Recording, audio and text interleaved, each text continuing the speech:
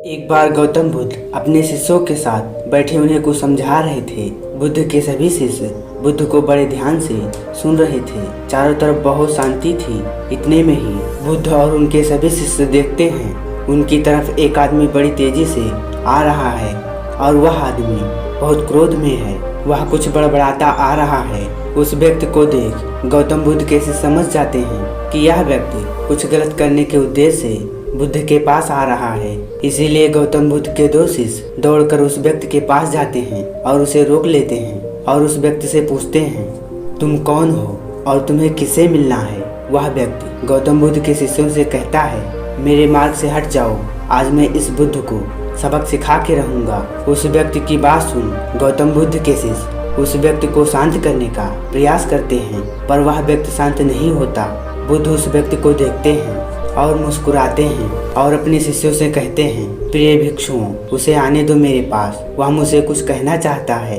गौतम बुद्ध की आज्ञा पाकर बुद्ध के शिष्य उस व्यक्ति के मार्ग से हट जाते हैं और बुद्ध के पास आकर खड़े हो जाते हैं। जैसे ही वह व्यक्ति बुद्ध के पास पहुंचता है, वह बुद्ध को गालियां देना शुरू कर देता है।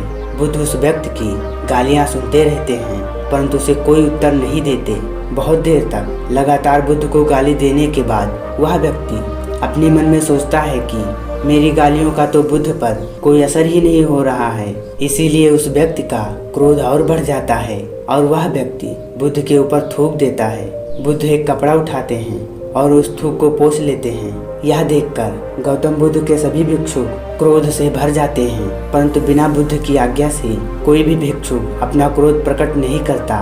वह व्यक्ति दोबारा बुद्ध के ऊपर थूकता है। बुद्ध दोबारा कपड़ा उठाते हैं और उससे थूक को साफ कर लेते हैं और मुस्कुराकर उस व्यक्ति से कहते हैं, मित्र, क्या तुम कुछ और कहना चाहते हो। जैसे ही वह व्यक्ति बुद्ध का यह प्रश्न सुनता है, वह व्यक्ति भीतर तक हिल जाता है और बुद्ध को कोई भी उत्तर नहीं दे पाता है, परंतु वह व्यक्ति वहां से चला जाता है। बुद्ध के सभी शिष्य के मन में यह प्रश्न होता है कि उस व्यक्ति ने बुद्ध का अपमान किया, परंतु बुद्ध ने उस व्यक्ति से यह क्यों कहा कि वह कुछ और कहना चाहता है। सभी भिक्षुओं में से एक भिक्षु बुद्ध से कहता है, बुद्ध, आपने उस व्यक्ति से यह क्यों कहा कि क्या वह कुछ और कहना चाहता है, जबकि यह तो स्पष्ट था कि वह यहाँ कुछ कहने नहीं आया, वह तो आपका अपमान करने आया था। क्या आप उसके द्वारा किए गए अपमान को नहीं देख पाए। बुद्ध मुस्कुराते हैं और अपने भिक्षुओं से कहते हैं कि प्रिय भिक्षुओं, अपमान और सम्मान उसे नजर आता है जो इन दोनों से चिपके हुए होते हैं। मैं इन दोनों से ऊपर उठ चुका हूँ, इसीलिए ना तो मुझे अपमान परेशान कर सकता है और ना सम्मान खोस।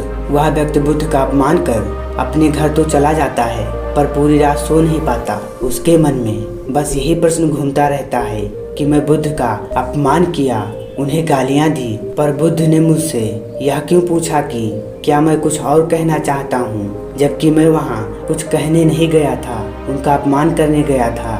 अगले दिन वह व्यक्ति सुबह उठकर बुद्ध के पास जाता है और बुद्ध के चरणों में लेट जाता है।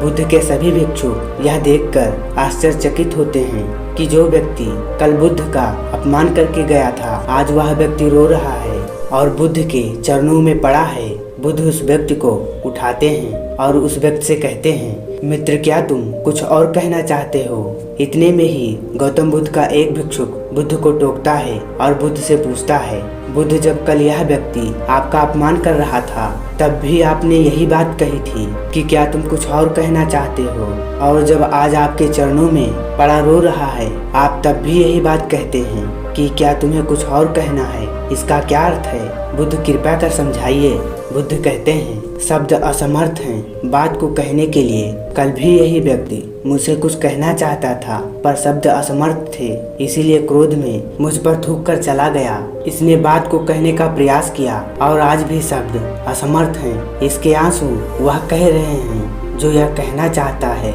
वह व्यक्ति बुद्ध से कहता है, बुद्ध, मुझे क्षमा कीजिए, मैंने आपका अपमान किया है। बुद्ध कहते हैं, तुम्हें क्षमा मांगने की कोई आवश्यकता नहीं है। क्रोध भी तुमने किया और उसकी पीड़ा भी तुमने ही पाई है। इसमें भला तुमने दूसरे को क्या नुकसान पहुंचाया है। बुद्ध अपने सभी भिक्षुओं और उस व्यक्ति से कहते हैं, खुद जलते हुए उस अंगारे की तरह हैं जिसे हम अपने हाथ में पकड़ते हैं किसी और पर फेंकने के लिए, पर सर्वप्रथम उस अंगारे से हमारा ही हाथ जलता है।